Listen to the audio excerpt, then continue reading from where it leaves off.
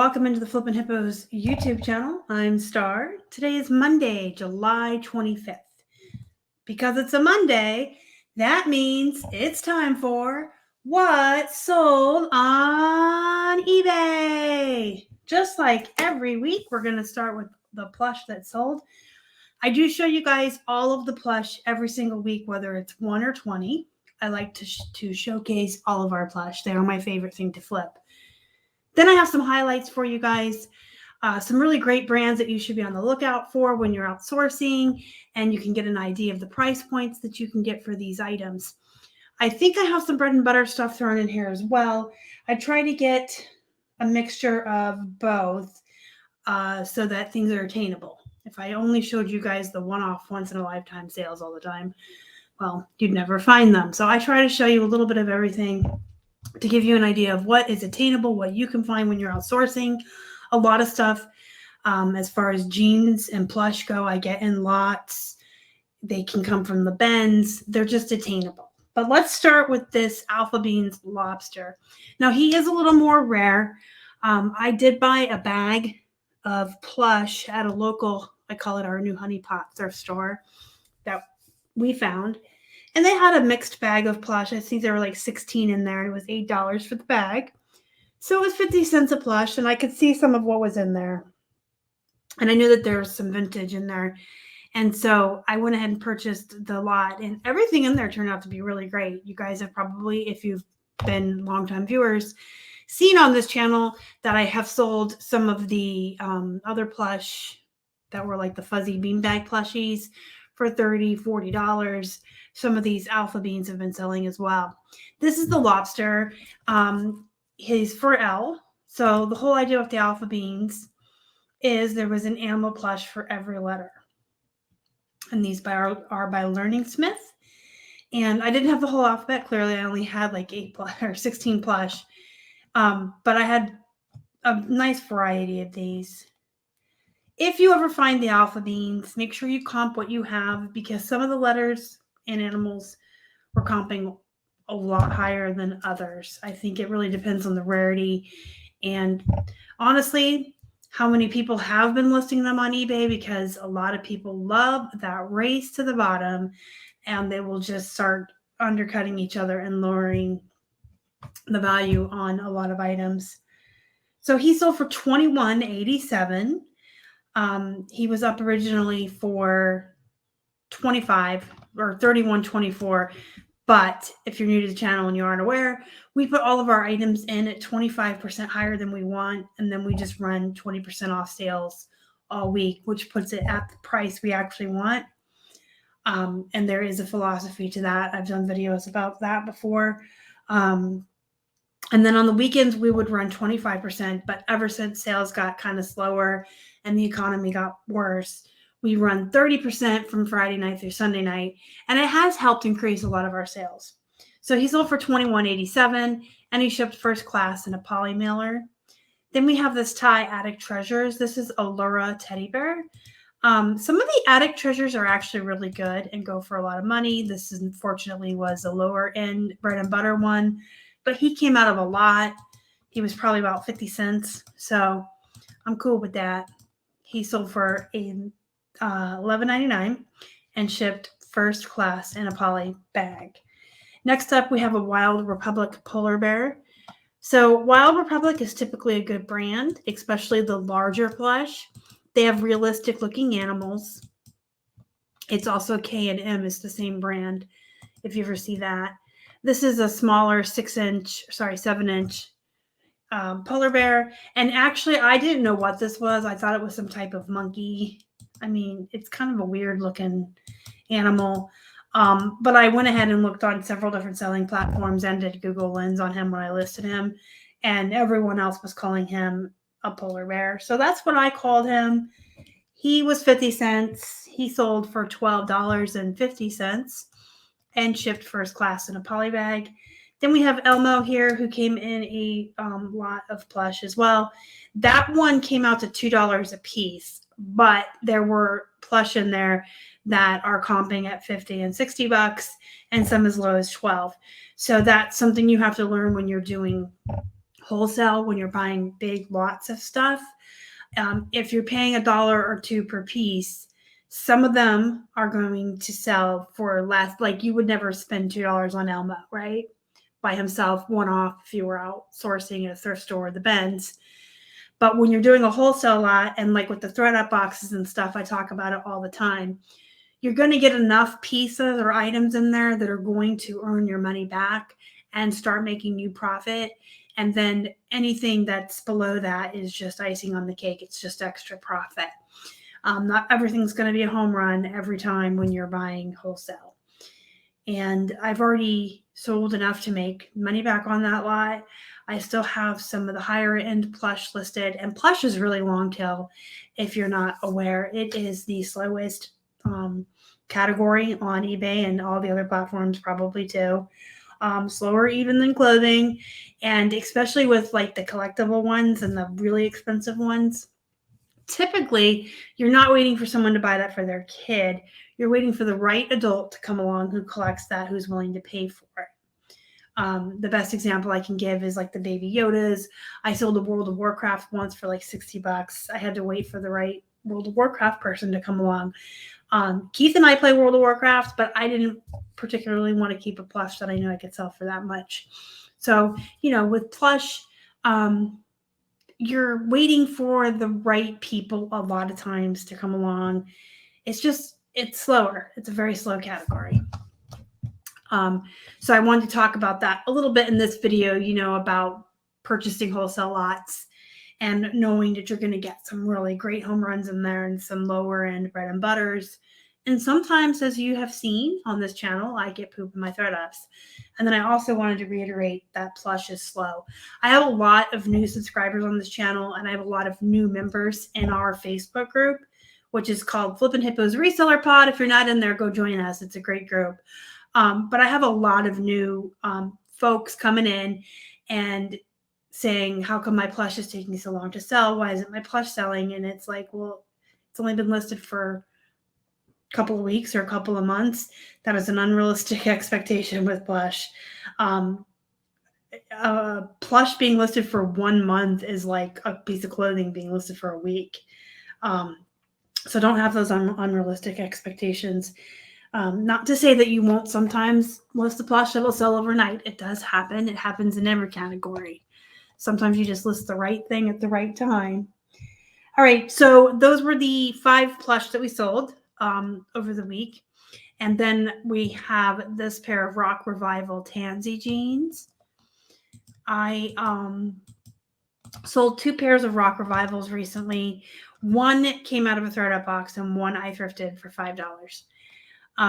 These are a bolo.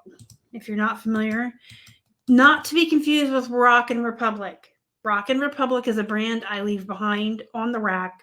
I don't source it. I would list it if it came in a lot, but I don't pick it out. But a lot of people get Rock Republic and Rock Revival mixed up. Rock Revival are the bolo jeans until people start ruining them too. I have to get those little jabs in there, don't I?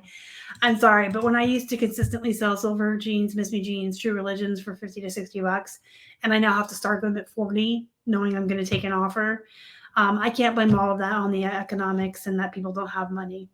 It's people who continually race to the bottom and just undercut everyone, and you're ruining entire markets of entire brands. But anyway, I'll get off my soapbox. These Rock Revivals sold for a best offer of $45. And actually, it's funny because I try to check in a couple times a day, like first thing in the morning, maybe mid-afternoon, and then in the evening. I always try to check in on all of our platforms and see if we have any new likes or new offers that I can send out. And yesterday evening, I kind of forgot. Keith and I were playing a video game, actually. And then right before I was going to bed, I was really tired, but I went in the kitchen to get a drink of water. And I'm like, I haven't sent out offers. Let me just check real quick. So I looked on my phone, and there was like 3 things on eBay that I could.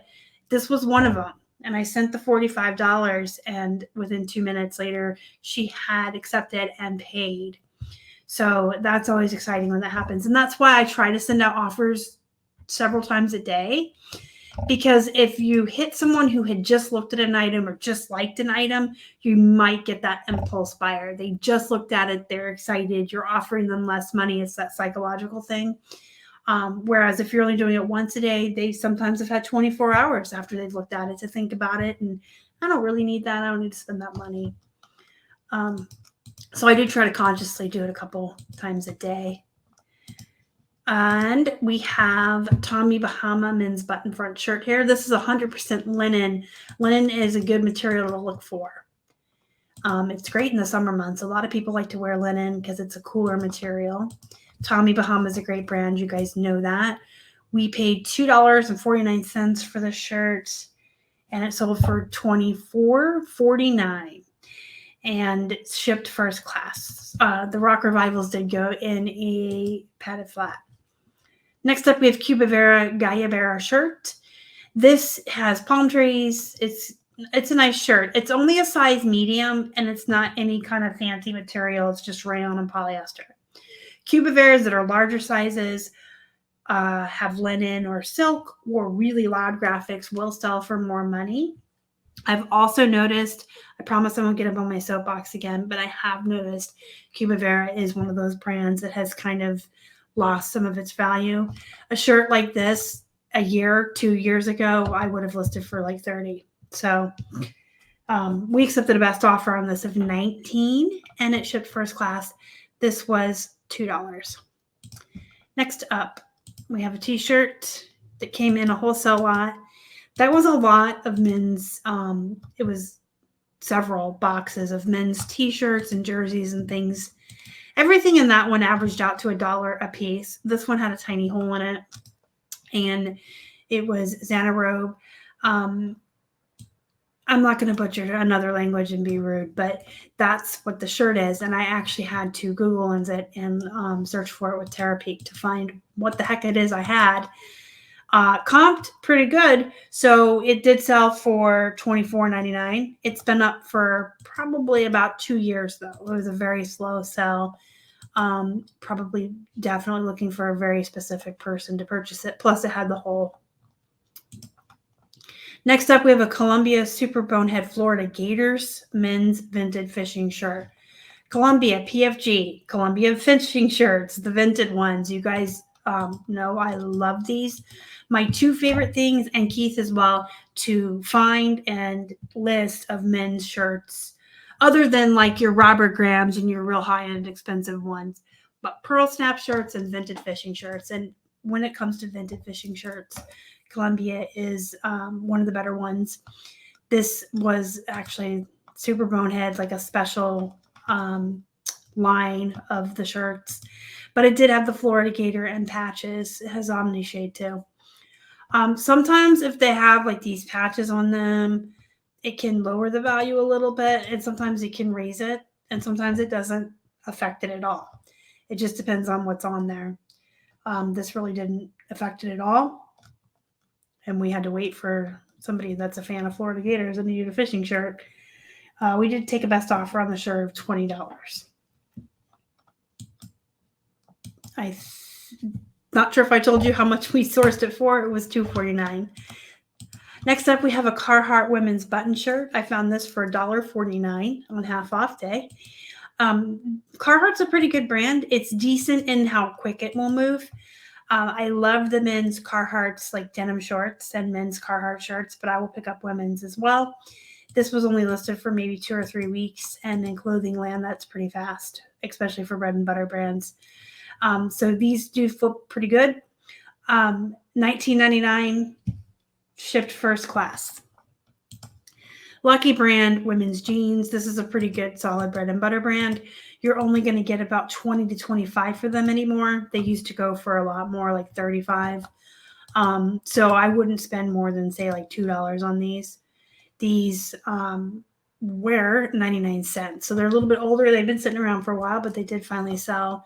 They are size 4, which is kind of a hard sell. But back when we used to get everything for 99 cents, we sourced a lot more bread and butter items and did a lot more volume. These sold for $24.99, and they did ship in a padded flat. Next up, we have a True Love and False Idols Watery Graves t-shirt. This came in the same, with the same purchase as this red Xanarobe shirt. So this was $1. Pretty cool shirt. And it sold for $19.99, shipped first class in a poly mailer. Tommy Bahama, here's another linen.